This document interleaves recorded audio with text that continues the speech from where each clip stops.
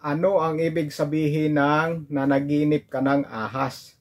Sigurado po sa inyo marami pong nakakapanaginip ng ahas at nagtatanong kung bakit nanaginip ka ng ahas o ano ang ibig sabihin ng nanaginip ka ng ahas. Ganito po yan. Iba-ibang klase po yan na panaginip ng ahas. Tinuklaw ka, nangaliskis yung ahas o nagpalit ng balat niya or dumadaan lang sa'yo. Yan mga tanong na ating sasagutin. Kung ano ang ibig sabihin ng nanaginip ng ahas. Sobrang nakakatakot, di ba? Lalo yung tinutuklaw ka, yung kagatin ka talaga ng ahas. Nakakatakot po yun. Ganito po yung ano niyan, mga ibig sabihin ng nanaginip ka ng ahas. Kalimitan dyan, masama po yan. Masama. Kung tungkol naman dyan sa ugali ng pagkatao, halimbawa ng mga tropa mo ba, kaibigan mo ba, mayroon dyan na hindi maganda ang paningin niya sa'yo. Sabaga, plastic lang siya sa'yo, plastic lang. Sabaga, masama yung pakiramdam niya pagka kaharap ka niya, nasisira araw niya, pero nagkukunyaring tropa kayo.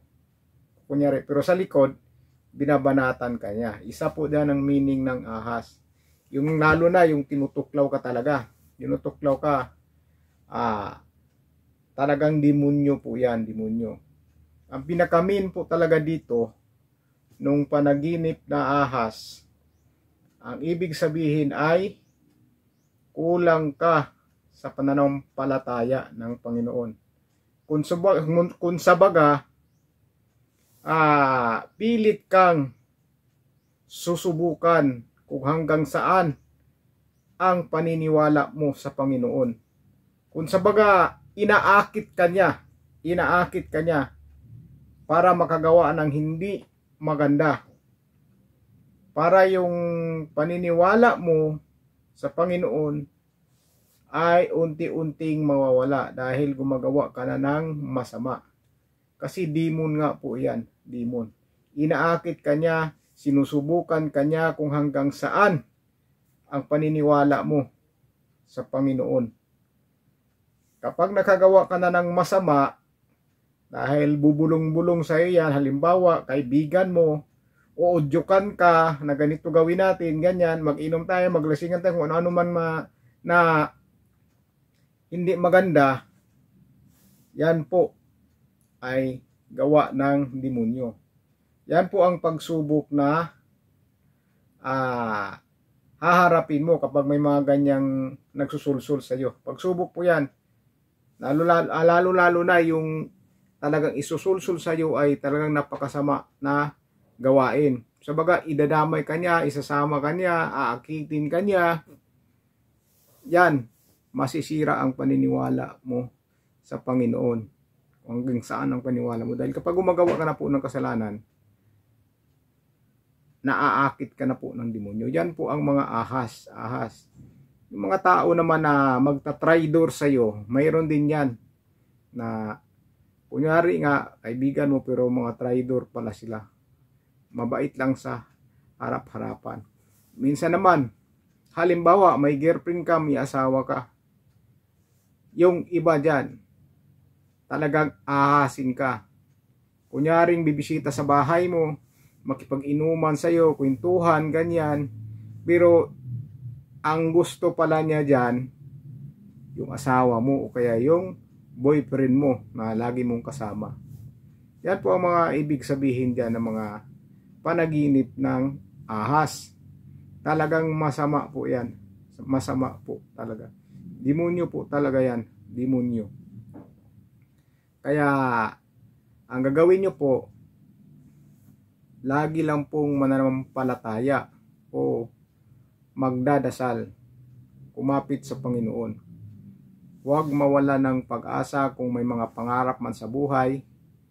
Huwag awayin ang Panginoon kapag hindi ibibigay kaagad. Kailangan po talaga dumaan tayo ng mga butas na karayom o kaya mga pagsubok bago natin makukuha yung mga gusto nating makukuha sa maayos na paraan.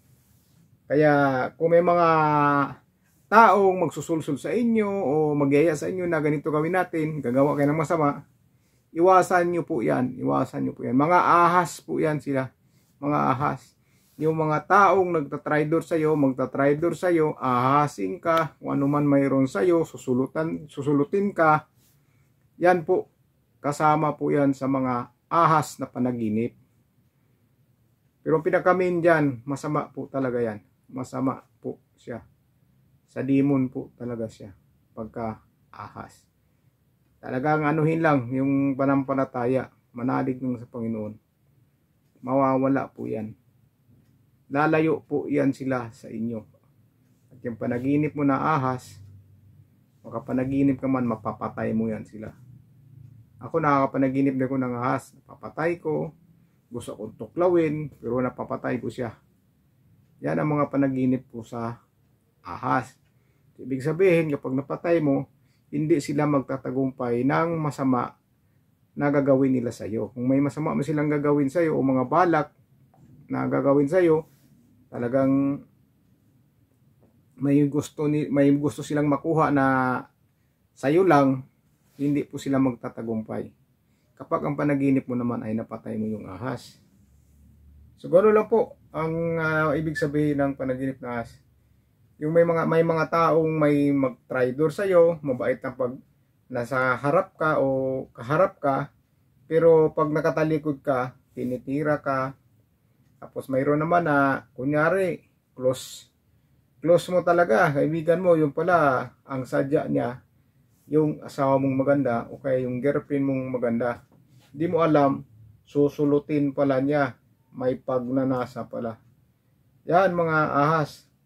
Pero yung matindi, yung yayain ka na gumawa ng masama.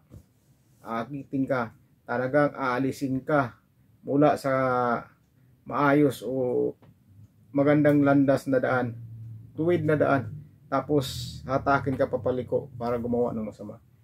Yung pananampalataya mo nun, mawawala. Di ba? Dahil gumawa ka na ng masama, ano na ang gagawin mo? Di ba? Natalikuran mo na ang paniniwala mo sa Panginoon. Dahil gumawa ka ng masama, kung may takot ka sa Panginoon, hindi ka gagawa po talaga ng masama. Kahit anong akit nila, kahit anong udyok nila, hindi mo yan gagawin kung may takot ka sa Panginoong Diyos. So gano'n lang po. Sana nakuha nyo po yung kasagutan sa kung bakit na naginip kayo ng ahas o ano ang ibig sabihin ng panaginip na ahas. Susunod po natin topic, susunod ng video, talakayan naman po natin yung nanaginip ka ng pumapasok ka pa rin sa eskwelahan kahit nakapag-asawa ka na, tapos ka na sa pag-aaral, pero sa panaginip mo palagi, pumapasok ka sa eskwelahan, minsan lagi kang nalilate, hindi ka makakapasok dahil late ka. Yan, lagi pong pumapasok ka sa school, papasok sa school. Kahit graduate ka naman, may asawa ka na, may mga anak ka na, kaya naman may trabaho ka na, pero sa panaginip mo, parang hindi ka pa tapos sa pag-aaral. Yan po ang tatalakayin natin sa susunod. Papaliwanag ko po sa inyo kung ano po ang ibig sabihin yan, kung bakit tayo na naginip nang pumapasok tayo sa eskwelahan kahit tapos na, kahit matanda na tayo, kahit may asawa na tayo, kahit may anak na tayo. Yan po ang isus natin. So maraming salamat po sa inyo. Ingat po kayo sa susunod na po na video ating tatalakayin ang kung bakit na naginip ako nang pupasok sa school na may asawa na ako ngayon, may trabaho na ako ngayon, at may mga anak na ako ngayon. Yan po ang isusunod natin sa sunod ko pong video. Maraming salamat po. Ingat po kayo.